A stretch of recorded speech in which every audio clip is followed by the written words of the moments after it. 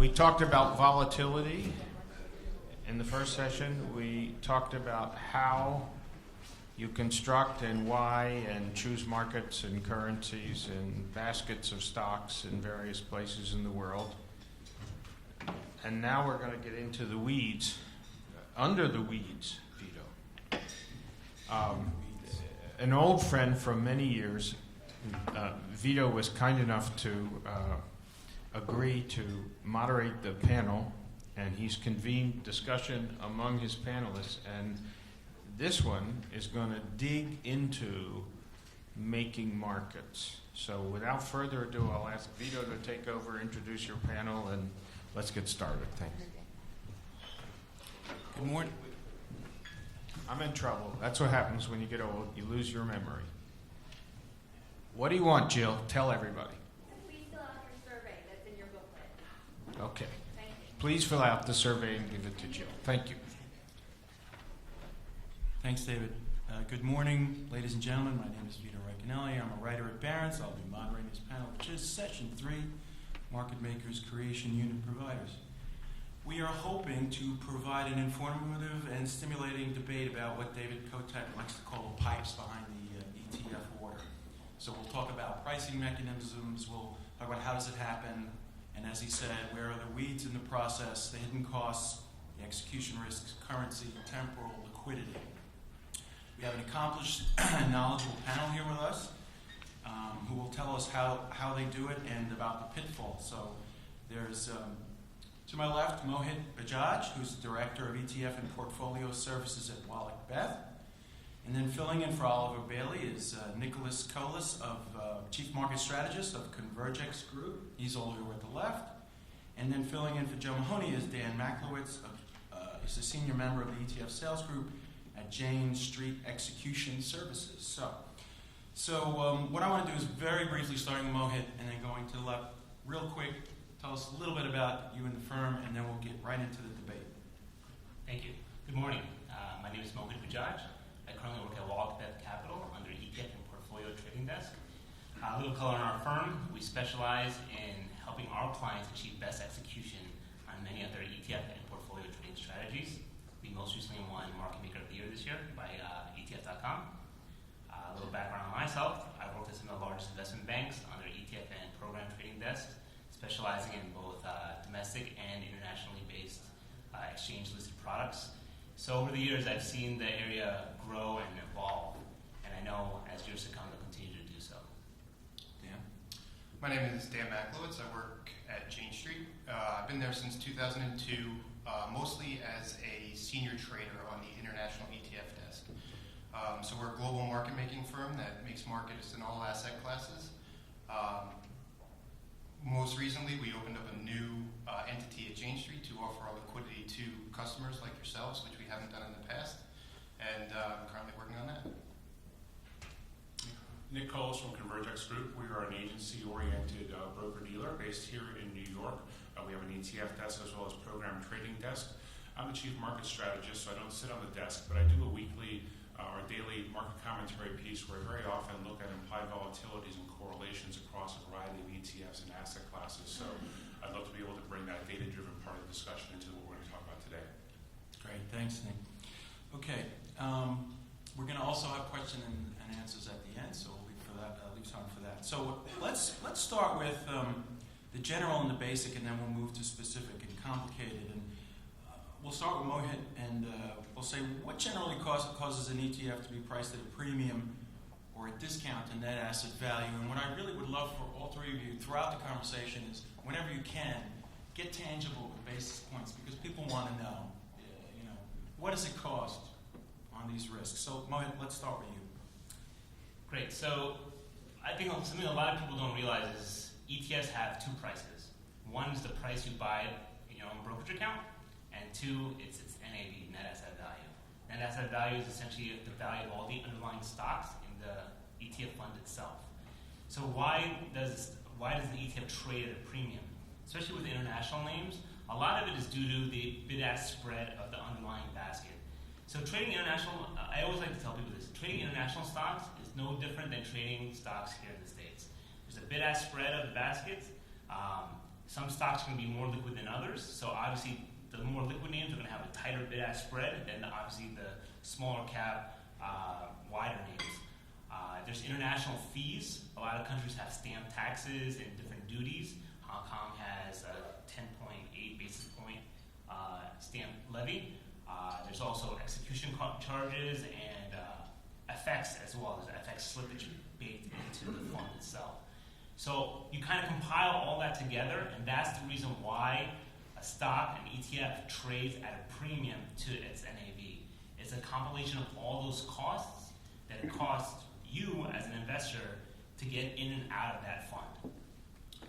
Yeah, I think you hit mostly nail on the head. The only thing I would add is that the ETF itself has liquidity as well. So emergent like EEM is an extremely liquid ETF. Some of the constituents of EEM are not very liquid, for example. So the liquidity of the ETF matters itself as well. If you have an ETF that is not very liquid itself, the underlying components can be very liquid or not liquid, but the ETF might be a percent wide because there's no interest in that product. One of the things that you need to think about is crossing the bid-ask spread of the ETF as well as the underlying constituents.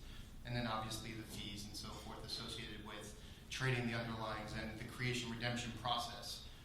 For smaller trades, you can, market makers that take risk, like Jane Street, you kind of, you can put some of the inventory on your balance sheet and trade it back and forth. You don't need to worry about accessing the underlyings.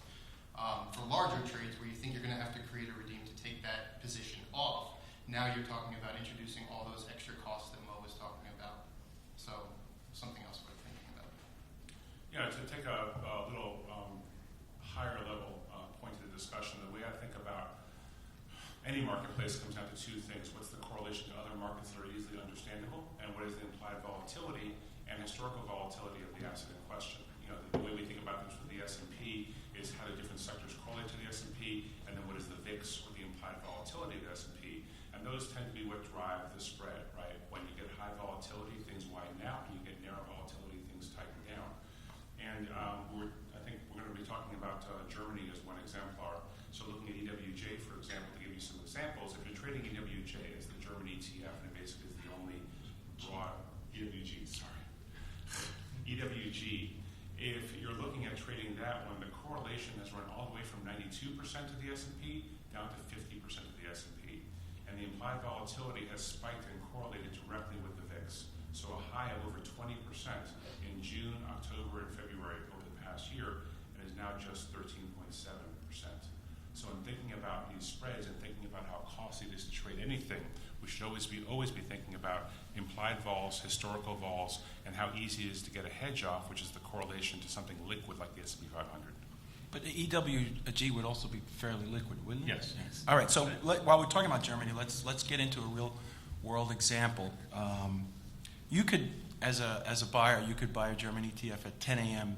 New York time when Germany's open, or for whatever reason, your team can decide, you know what, we've got to get exposure, and it's 3:30 here, but unfortunately, Germany's closed. So maybe we could start with Dan on, what are the costs involved to a buyer, and what are you trying to do when you try to execute a trade at 10 a.m. for an EWG versus 3:30 p.m. in the afternoon New York time when Germany is closed? Sure. So for Germany, it actually doesn't matter all that much what time of day you're buying it because the DAX futures trade during the U.S. hours. The DAX futures are extremely liquid. They trade well over $10 billion just during U.S. hours. Mm-hmm. So I don't think there's too much of an issue when thinking about it between at 10:30 and 3:30. If it is a very large trade, you're just probably going to hedge with the futures and you're not going to have too much impact. Mm-hmm. However, you are going to have to take the position off. If you're selling to an investor, you're now short EWG. To get out of it, you're going to have to create. You're going to have to wear the risk in the spread between EWG versus the DAX futures until the underlyings are open during European hours. The next day. So you have to consider that risk. You have some spread risk on between the ETF itself and the futures. Then once it opens during European hours, then you can go ahead and buy all the stocks and kind of sell DAX futures, which are extremely liquid, obviously, during European hours as well. So unless it is a really, really massive trade, it's not going to matter too much from a liquidity standpoint between 10:30 and and 330. For other products, however, where you don't have a liquid future, you need to consider that you're obviously going to be a little bit wider while it's closed as opposed to when it's open. So they're all factors into considering, like if you're going to trade an ETF, knowing how much of the underlying basket is currently open, and even if it's closed, what other products can market makers hedge with to reduce the cost for the end investor. Right. I'd like to add that exactly what Dan said, but the ETF itself is pretty liquid as well. So throughout the day, even though, yes, there are futures that you can technically hedge yourself with, a lot of market makers will just buy the ETF because the thickness of the bid and ask of the book is going to be pretty liquid for anyone to hedge themselves. So you don't have to necessarily buy the futures and run that correlation risk or that tracking between the futures and the ETF, which is pretty tight, but you can essentially just buy the ETF outright and cover your position. And one risk that I think about when you say it's pretty liquid, you deal with the futures. But I mean, overnight stuff happens. The Ukraine happens, and does that mean anything for a buyer and the person who executes the trade? I mean, well, in this particular case, you're really only interested in the spread between the two. So if Germany, let's say, has some idiosyncratic event and it outperforms 10%, you would assume you don't expect to lose 10% on your bet. The DAX would go up 9.5%, just making up numbers, and EWG would go up 10%. So you have that risk. It's just the risk between the two spreads. So even when an idiosyncratic event happens, you're still hedged. Now, Germany's obviously, again, it's a very simple case. There are other ETFs out there where you don't have a good hedge, and you have to wear that risk. Well, what might you want to, if we're sticking to Europe or in that part of the world, or are there any that come to mind? There's nothing I could think of right off the top of my head. I would say as long as the creation redemption mechanism doesn't fail, I think you're pretty safe. You only have to wear the hedge until it reopens. And if there's turmoil, then you can kind of price that in going into the trade. So you don't need to worry about it. I can't think of an exact example. Okay. Probably some of the more of the emerging market names, I would think, like maybe India or Indonesia or Philippines. Trying to hedge those names overnight could be a little tricky. South Korea, for example, has their Kospi futures are pretty liquid, similar to the DAX, right? So I think market makers are always trying to find something better or as correlated to the ETF to hedge themselves, so they can minimize that risk overnight. Right. I was going to go to Asia next, and you anticipated me. And some of those are EMs, but I mean, what about Japan? Fairly straightforward, I would take it, right? Or yeah, again, Nikkei futures trading during U.S. hours. There's just not much to worry about there. Also, when it comes to currencies, in Europe, the euro is extremely liquid. The yen is extremely liquid. So there's really not too much risk there either. Are there any idiosyncratic things in Asia? I think you mentioned the stamp tax that we should take into account, whether it's a tax, whether it's a regulatory issue that enters into the discussion, whether it's in Indonesia or India or other countries that people may want to get exposure to through an ETF. Well, Indonesia's really the case study, right? Yeah. Indonesia's got the capital controls. That's probably one of the hardest. Thailand, I think, is another one. Right. You have to go country by country, area by area, but those, I think, are the two worst, right? Yeah, I and think what is the capital control? I mean, specifically, what does it do in your trading? Basically, the traditional capital control is you have to show that you've done a trade in order to get the offsetting currency exposure. You have to. They don't like just speculative currency moves, Right. so you actually have to show that you're a real buyer, real seller Of equity. and Right. show the trade in order to get the currency. Right. They don't want you to be speculating on their currency, which at that moment may be in trouble, for example. Yeah, typically, volume and speculation run in tandem. Yeah. Okay. Now let's talk about ETF sponsors. And here, I don't expect you to name names.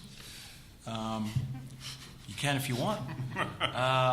But obviously, some sponsors are more market friendly than others. And rather than naming names, I think our audience would profit by knowing, in your experience, what are the sort of practices that are market friendly, and what are the ones that are not, and that they have to watch out for. Personally, I think certain ETF providers, they fair value their funds. Obviously, I'm not going to name names. You But can ask him afterwards. but I think when you're as a market maker trying to hedge your book, if you don't necessarily know where NAV is going to be struck the next day, it gets a little tough for someone to kind of properly hedge their book. You're going to have a little bit of tracking error, and those are some of the hardships I faced when I was making markets. Yeah, I think another one is like expense ratios, obviously. I think most issuers do what they can to keep them as low as possible. It's more dependent on the product than the issuer. There are some issues that have, obviously Vanguard has moved from MSCI to FTSE to try to make their funds a little bit cheaper. I think it's more driven by the type of product. If it's more expensive to have to manage the portfolio, then the expense ratio tends to be a little bit higher. And I think that's the driving force. Obviously, it's pretty well documented that Vanguard does what they can to keep their fees as low as possible. I would toss into the mix create redeem size. Sure. There's a wide variety of create redeem size differences. The average is around 50,000 shares. These guys are really the experts, but this is sort of what I think about as one step removed. EWJ, I think, is what, 600, 300,000? Correct, 600.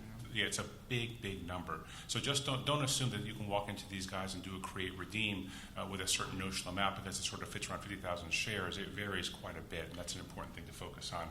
The other thing would be, as you see new ETFs trade, realize those are a little bit harder for these guys to trade right out of the box because they're new. They don't have a track record. You don't have established correlations, established volatilities. So we're still seeing a lot of net new creates of different kinds of ETFs, a lot of them overseas. So just be aware that the first 6 months won't be as easy as the next 6 months. Yeah, that's a really good point. The funds with the higher number of creation units, EEM happens to be 450, EWJ I guess is 600.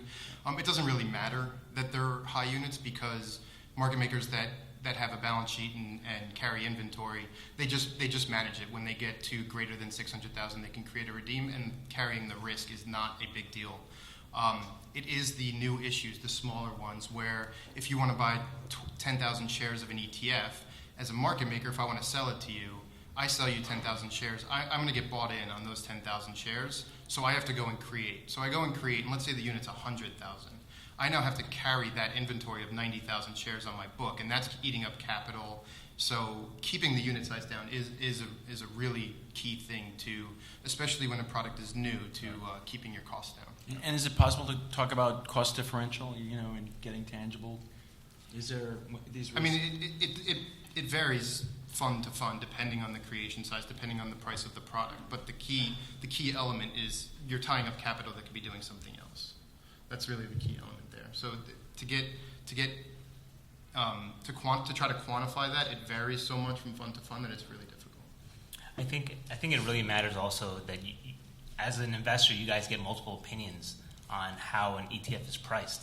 So, coming to a firm like Wallach Beth, who will source out different pricing for some of the thinner name ETFs, it's going to help you improve your own cost basis. Because I think some firms view different ETFs, they price them a little bit wider than other firms because just of, like Dan was saying, the balance sheet that they have or different access to the local markets. Okay, and Mohit, you had mentioned hedged ETFs and where the sponsors hedge away currency risk. I mean, is that a guaranteed smoother ride versus one that doesn't? I mean, is there a case where that isn't true? I think it's become pretty liquid now that a lot of the hedged ETFs are a popular product. I know some of our panel right before us, DXJ was the ETF pretty much of the year last year when the yen was depreciating. I think the FRA market is pretty liquid, and there's not going to be much slippage when you roll those forwards, every month. But I think that if you do want to have some kind of currency exposure, those are not the certain products you want to be investing in. Yeah. Sorry. Go ahead. I was just going to say, remember that the ETF currency world is a pimple on the back of the ant, on the back of the elephant when it comes to looking at currency markets globally. This is a really small part, so you can get trades done in a much bigger market, and getting those trades done isn't hard, and in very rare cases do you even come close to setting price. You're just not Seneca, the you're saying marginal go trade. to the unhedged ones and just take care of the currency separately? Or? No, I'm saying that in the case of currency hedged ETFs, you are not disrupting the market in any way by doing the currency hedge. It's a totally liquid market. And then the ETF demand is a small fraction of 1%. Mm-hmm. Yeah, it just depends on the exposure that you want. Do you want local-based exposure, or do you want dollar-based exposure? ETFs that trade in the U.S., you're getting dollar-based exposure. You're going to buy EM, you're getting dollar-based exposure to those emerging market currencies, not local currency.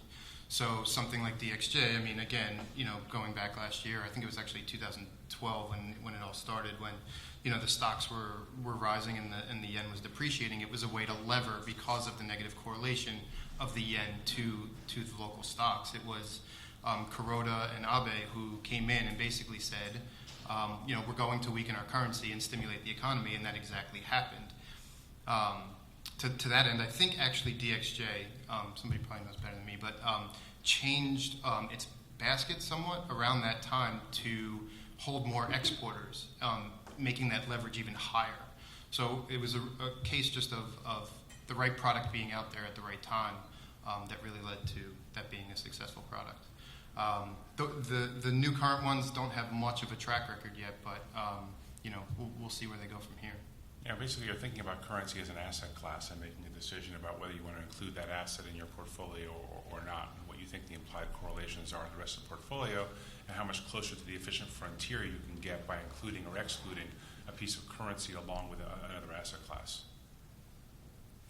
All right, now let's talk about execution risk in stressed markets. And there's several kinds of stressed markets. And for those of you who don't remember, because we've only had stressed markets now in the last couple of months in a way, and for last year was kind of nice. And there's two kinds of stressed markets that I think about. And one stressed market is, say, the Greek debt crisis, which is intermittent.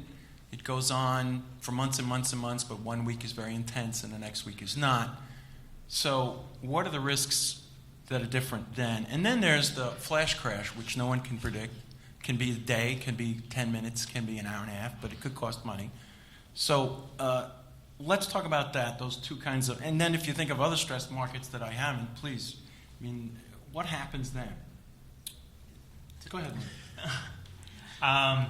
Yeah, I think most market makers, they try to keep their books hedged, right? I don't know if anyone really stays technically long or short overnight or even over a minute. I think most people try to keep their books hedged so that no matter what happens, any market event, they're going to have minimal impact, right? So if there's a flash crash and the market starts tanking all of a sudden, right, those short positions are going to outperform those long positions. I don't know if anyone can really predict what's going to happen. I think, people try to minimize any risk they can immediately. It's rare for people to stay long something that's a frontier market over a week and place a bet. It happens, but I personally have not seen that. I mean, you could even argue that Greece is a frontier market again now anyway. So. Right. Yeah, with something like flash crash, the exchanges have now instituted, a circuit breaker. So I don't think we would see something like that. It will take on some new form, which is obviously pretty tough to predict. In terms of foreign markets that are stressed, as long as the creation redemption mechanism doesn't break down and you can access the local markets one way or another, you're pretty safe. You obviously need to keep track of political issues that are going on to know that if what you're invested in has that risk to it. The case example being Egypt back in 2011 with the political turmoil of throwing over Mubarak. They just halted creations redemptions, EGPT, the Egypt fund. In essence, what happens then is that the ETF becomes a closed-end fund. You saw it trading, I think, as high as 20% above NAV. The ETF itself becomes the the price discovery vehicle. Whereas Egypt, you have to look at the ETF. You can't really look at the underlyings because they're not trading. So that's an issue as an investor. That's something that you need to think of when you're investing in a product like that. What actually am I investing in? What are the political risks associated with it? And that's something that you need to obviously think about before you invest in a particular product. Yeah, it's two different topics. We saw a mini flash crash last week, so they happen all the time. They're going to happen again, and they're going to happen again and again and again. Market structure just is brittle right now. And if you see a pickup in market volatility, it'll happen more. That's just the way the market's structured, and that's what we've ended up with, which is where we are. The one thing I'll tell you is the break last week occurred after 345, and I believe, correct me guys if I'm wrong, but 345, the spreads widen out on where you break trades. So if you're trading the last 15 minutes of the day, be extremely careful because you're not going to necessarily get a bad print canceled because the spreads widen out and the trade break. The things that will allow you to break the trade are less in your favor than they are prior to 345. So be careful about that. Obviously, using limit orders and other things we learned from the flash crash. But do keep in mind that the flash crash didn't inordinately affect ETFs. And so it is a risk factor in trading ETFs and one that we kind of live with day to day, and it is what it is. As far as the other geopolitical issue, I would just focus on correlations. The one thing that's the hallmark of every crisis over the last 10 years is that when the crisis hits, correlations for every asset class go to 1 or -1. And so it gets harder to hedge in some ways because it gets easier to hedge in that everything either implodes or goes up, bonds go up, everything else goes down. But keep in mind that it's a big shift from lower volatility that we've had currently and a break lower in correlations. So any kind of next crisis will cause higher correlations, higher volatility, and yes, it'll be easier to hedge, but it will feel very scary when it's happening. Okay. My next question has to do with sort of the nitty-gritty of execution, and this would be for Mohit and Dan. And let's say David Kotak orders $50 million worth of Wisdom Tree's DXI. Can you, how do you hide your cards and execute? I mean, walk us through what do you do, who you get on, how do you do this? How do you get the best price for your customer and lower the risk for yourselves? Mohit, you want to start? Sure. At WalletBeth, we have a pool of liquidity network, about 40 different providers that we use, who each specialize in a certain type of asset class. When we go out to our liquidity network, we'll see who's the best in Japan or who's the best in Italy. Those 3 or 4 different people will quote it two-sided. We'll say, hey, I need a bid and ask on $50 million of DXJ, DXI, whatever the product is. You do the whole 50, or you won't say like 25, so 25? That's the thing. So depending on the sheer quantity and how much it trades, maybe I'll ask for the whole 50, or maybe I'll get staggered amounts. Where would you be on $10 million worth, or where would you be on $25 million worth? So that's how we aggregate prices. So essentially, if someone's going to be tighter on a smaller piece, if a few of our liquidity network is going to be tighter on smaller pieces, we'll aggregate all those smaller pieces and give our customer basically the best price from there. Well, at Chain Street, we only source liquidity from ourselves. We take all the risk ourselves. The way that we would approach that order is thinking about what costs are associated with that trade. If we are going to sell $50 million worth of DXI, then we are going to think about how much it's going to cost to create it and take the position off. And then there's some risk associated with that. So we put a little buffer in there so that so that we can take into account impact, fees associated, all those types of things. And then we'll try to work with Dave himself and try to figure out how he wants it done. Obviously, you don't want a lot of people knowing about an order when you have one. What you want to work with your broker and figure out what the best way is to go about executing it to minimize your impact. So you want to take into account all the things that are going to maximize your impact and try to minimize them, obviously. So that's how we would do it at Chain Street. Yeah, I would toss in one thing. While you're talking to them, also call us and find out what the actual NAV is. Sorry, I didn't mean to leave you out, Nicholas. No, that's fine. We take a different approach. Nicholas on a higher level. He's the chief market strategist. We actually will price the basket and tell you exactly what an NAV is out to 4 digits, so you can figure out how much you think you should be paying, and that's information that you should have as you talk to anybody on the street. Okay. Before we go to the question and answers, I have one more question, and I'm afraid it's going to reveal my ignorance a little bit. But then, I write mostly about stocks, and it came up when you were speaking earlier, Dan, about how ETFs can be liquid, but the underlying stocks not, and ETFs that could be unliquid, but the underlying stocks are. And I'm mystified by that. Can you explain that? Sure. So, there are a lot of S&P 500 ETFs, for example. SPY is by far the most liquid ETF out there. There are other S&P 500 stocks that are not very liquid. Right. It's very easy to make a very large market in them because it's just the S&P 500 stocks where those stocks are extremely liquid, and the amount of liquidity in the underlyings dwarfs the amount of liquidity that's traded in the ETF itself. Right. So there's no issue in making a market in an ETF that might not be extremely liquid on the screen. We would access the creation redemption mechanism, and we do a creation, and you'd get your liquidity in your stocks. It's just not that big a deal. The other way around? The other side of the coin is a perfect example, I guess, would be EEM, where the ETF is extremely liquid, and the underlyings, they're mostly large cap stocks which are fairly liquid, but there are many names in that basket which trade way more synthetically in EEM than their underlyings Than the stocks themselves. I see. So you see. can gain extra liquidity by accessing extra liquidity in the underlyings by accessing the ETF itself. Mm-hmm. And during U.S. hours, the underlying stocks you're not going to be able to access, You can't, yeah. right? Because they're all closed. Right. So you would have to essentially buy the ETF itself. Right. It's Okay. also a good point on the short side as well, because it's, for those of you who can go short, ETFs are a convenient way to go short. And sometimes when you go short, you actually cause a create, by the way. So when you see money flows into and out of ETFs, realize that a portion of that is actually created for the purpose of shorting the security. So you might see, Spiders created 10 million shares yesterday. It doesn't mean that there was $10 million of demand to go long. Okay. All right, so shall we open it up to questions? Do we have any questions out there from anyone? Otherwise, you'll let me ask the questions. I'll keep asking them, so don't be shy. Well, one other thing I wanted to talk about, and we touched on it a little bit, was emerging market currencies and the risks involved there. And I think we touched on it briefly at the beginning, but is there anything else? I mean, are there any particular markets that you've had experience in emerging markets that are very difficult and people should watch out for?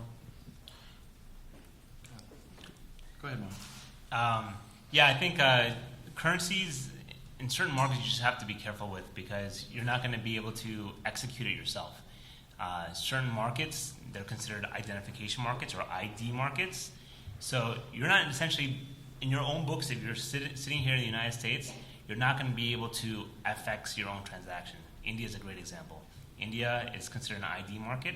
In order to hedge your exposure in the rupee, you basically need an onshore broker there in India to be able to do the FX for you. So that's how a lot of emerging markets trade. The currencies trade in emerging markets. You just need to know what is considered an identification market compared to what is not. Do you think, and while we're on the subject of India, with the elections that were there, it's supposedly a more business-friendly winner, you think there might be changes that are for the better at all? Or, I mean, I know it's speculative, but... Yeah, I do. I think that the economy in India is pretty optimistic right now, especially over the past week. Certain names like EPI, INDA, have seen pretty good appreciation of those funds. Okay. Dan? And inflows as well. Yes. Yep. Obviously there are forwards as well. I think Mo basically hit the nail on the head, but you can hedge your exposure as a market maker using NDFs. So it's worth considering that as well. There's actually also currency ETFs now, which are, you could get exposure to your currencies by trading the ETFs. They are wider than spot themselves, and in cases where you can't trade, you'd actually have to access the NDFs, which are also wider than spot. But when you do get a local broker, to be able to trade that for you, it's you need a good connection of brokers that can access those markets for you. And the currency ETFs require a lot more capital than just regular currency trading. That's So right. they're remarkably inefficient. Okay. What about... I have a question. Oh, we have a question? Sorry, go ahead. Hi, just to follow up on the NDF hedging style versus the deliverable side. what's the difference from a market making perspective? And are you looking to do a spot when you're doing on the local market, or are you actually trying to hedge out a month and roll that over? What's Yeah, it depends if you want a hedge or you have to do it because you're creating an ETF that you have to buy the currencies to buy the local stocks to deliver them to the fund. So if you're just in the course of hedging your book, you would access the NDFs. And then if you're actually doing a creation or a redemption where you have to access the local currency markets, you'd go through a broker to access spot. And don't forget, with NDFs, you have to consistently roll them.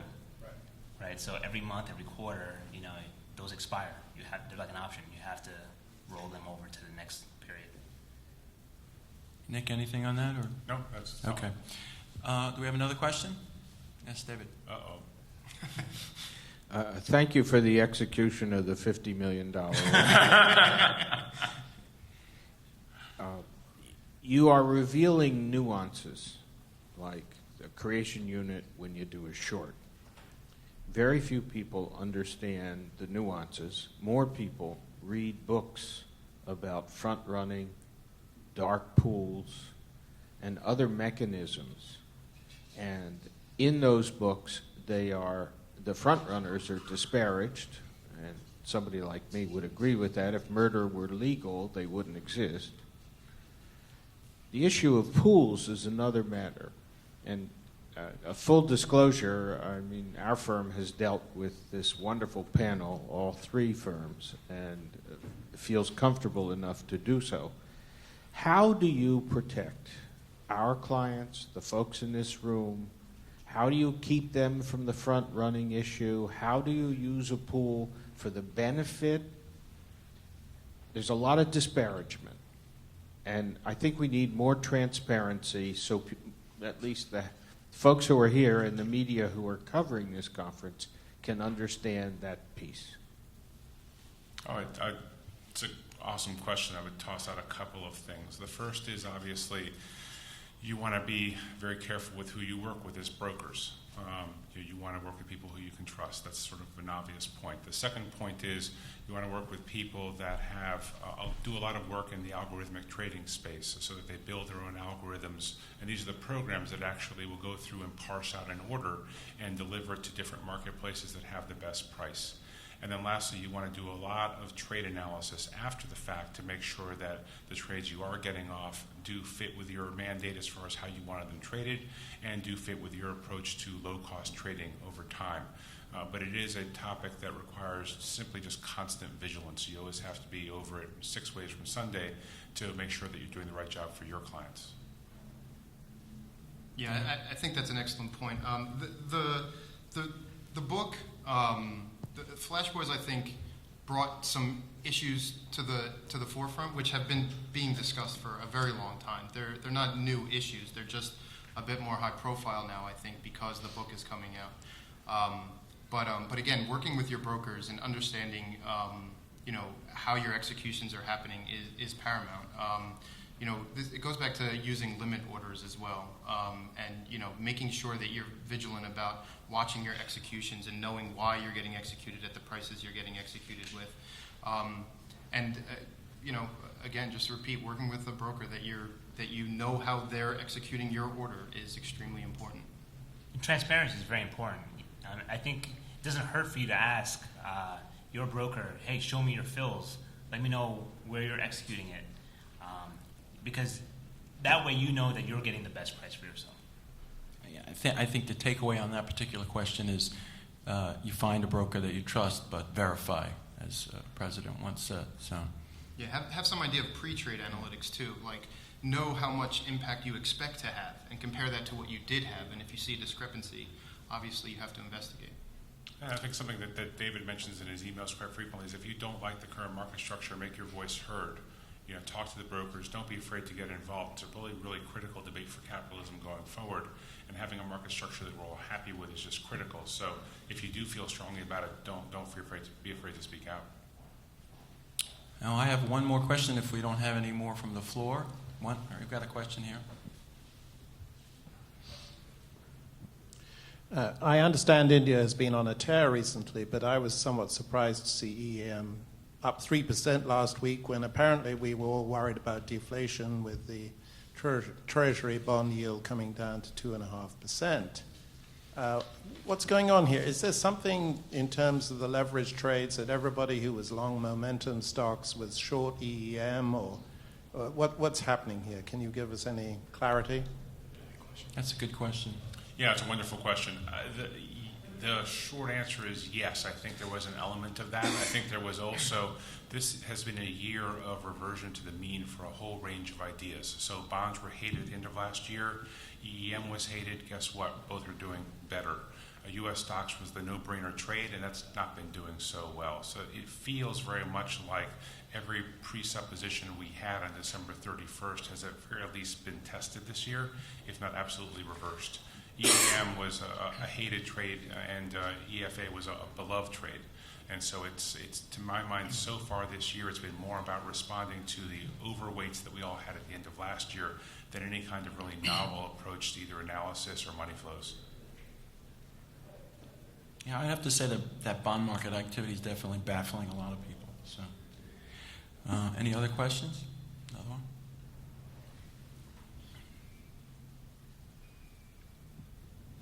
Thank you. The question I had goes in a little bit of a different direction. I was wondering if when we think about, say, something like Abenomics, take a step back and look at Japan, when we think about currency intervention, sometimes it works, sometimes it doesn't work. Was there anything structural in the market in the last few years that's changed that made Abenomics work better, in other words, made currency intervention work, or was it just that Japan said, we'll print so much money that nobody wanted to be in the way? That's a good question. I'm not sure, but whatever it was, it did work. My guess would be that it was so much money that there was nothing to do but economic stimulus. But I'm not sure. We'll see what happens going forward with other political events.